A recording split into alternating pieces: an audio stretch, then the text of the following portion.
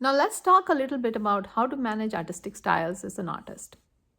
It is more common for artists to paint in a few styles, not just one, or gravitate towards various subjects and not just a few or not just one. Now, this can be very confusing and very frustrating for an artist.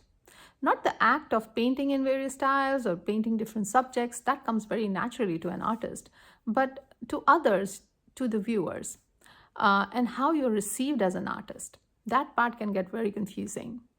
To others, it may feel like that you're not fully developed as an artist or your artistic style has not developed. But in reality, it's more common for artists to paint in various different styles or various different mediums. And often viewers can feel, is this the work of the same artist? Because they can't put the two together. And I've faced this problem myself.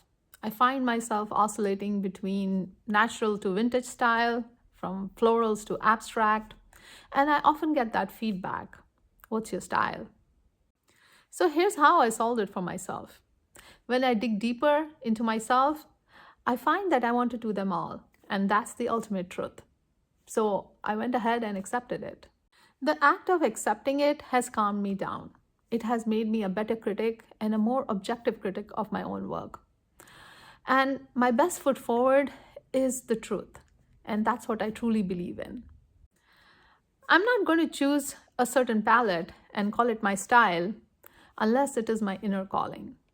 I'm not going to just choose a certain style just for the sake of it and call it my style unless it is my inner calling. And deep within myself, I believe the ultimate art is the art that impacts the thoughts of people.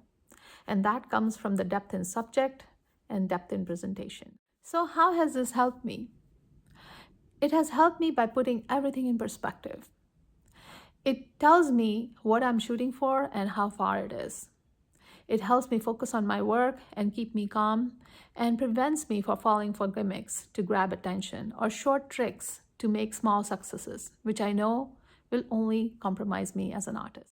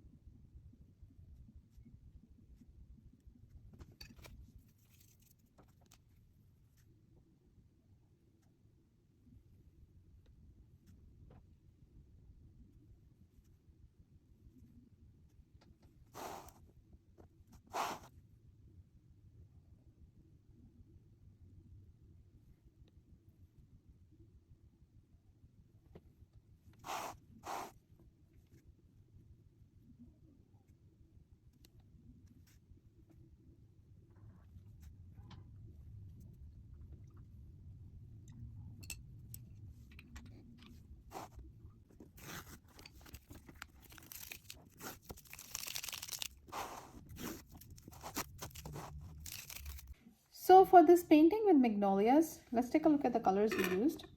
And for quite some time now, I was planning to do a painting which was vintage as well as more like a print, something which had continuity.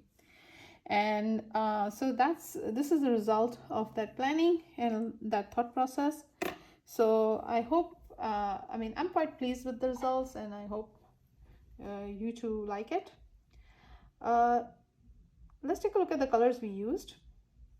The yellow was the permanent yellow deep.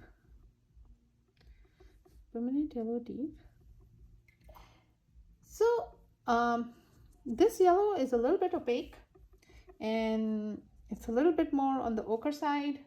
And if you're looking for some deep tones, deep orange hues or deep coral hues, this is the color to go to. It mixes very well with the reds, and honestly it has never disappointed me. Just know that if you use permanent yellow deep versus Gamboge Nova, the feel of the painting is going to be deeper and bolder.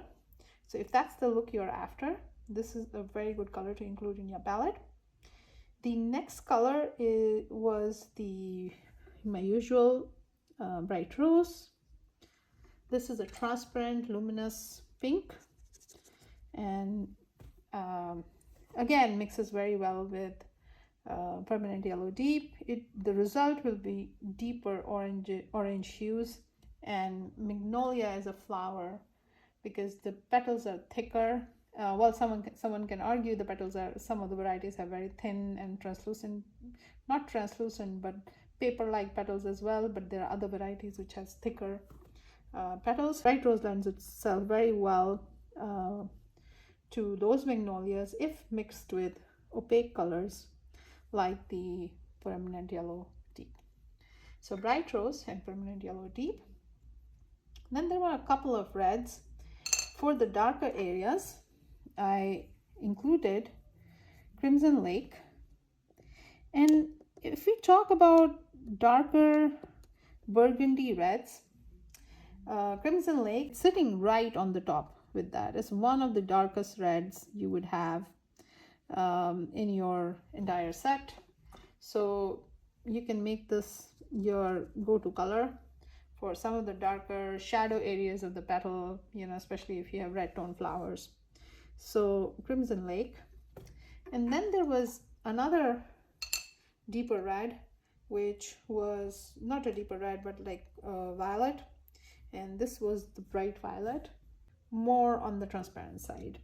And if you give me a second, I can get a mask on for you.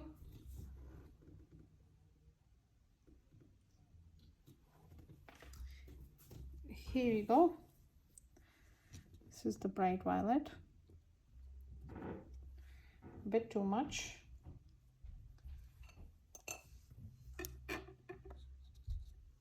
Let me get some of it out. I'm back on my tray. There you go. Bright violet. So Crimson Lake and bright violet form the darker areas of the magnolias. So those were the reds. Now coming to the greens, for the lighter spring-like color, which is very dominant in this painting. And honestly, when the magnolias bloom, the leaves come right after that. So generally, either you will have them on bare branches, or you would have them with really, really young leaves. Hence, the inclusion and the dominance of leaf green makes complete sense. So this was leaf green, and you can see how beautiful and how lovely this is against the flowers. And then there were two other greens, and one was the greenish yellow. This is more olivey and, you know, goes very well in the dark areas of the young leaves. So if you're doing shadows of the young leaves, go for greenish yellow. I can get you the mastone in a second here. Here you go. Greenish yellow.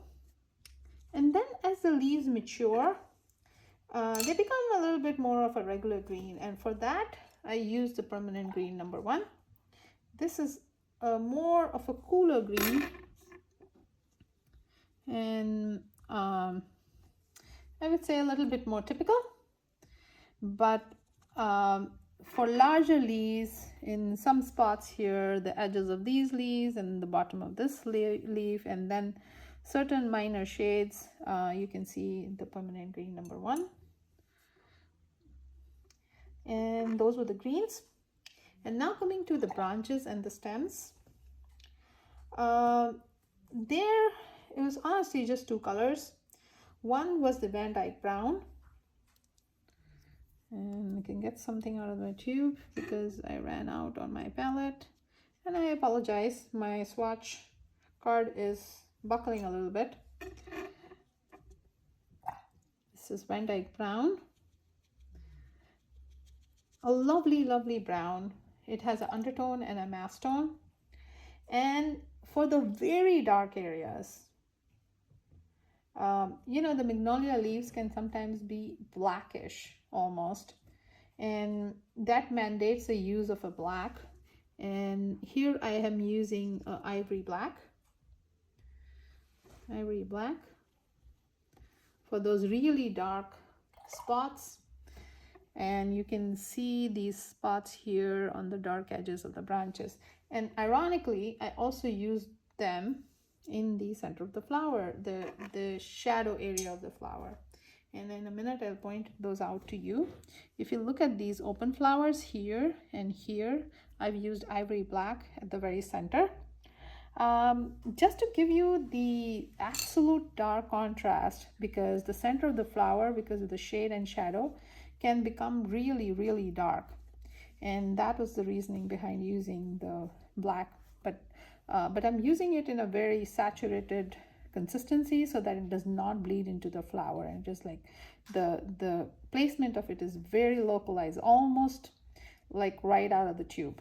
So that is the only caution I would give you when using ivory black for the center of the flower if you were to do a similar painting, so that it does not bleed into other flowers. So just ensure that your bottom layers are absolutely dry. So this is the palette, and for once I'm pleased with the outcome. Generally I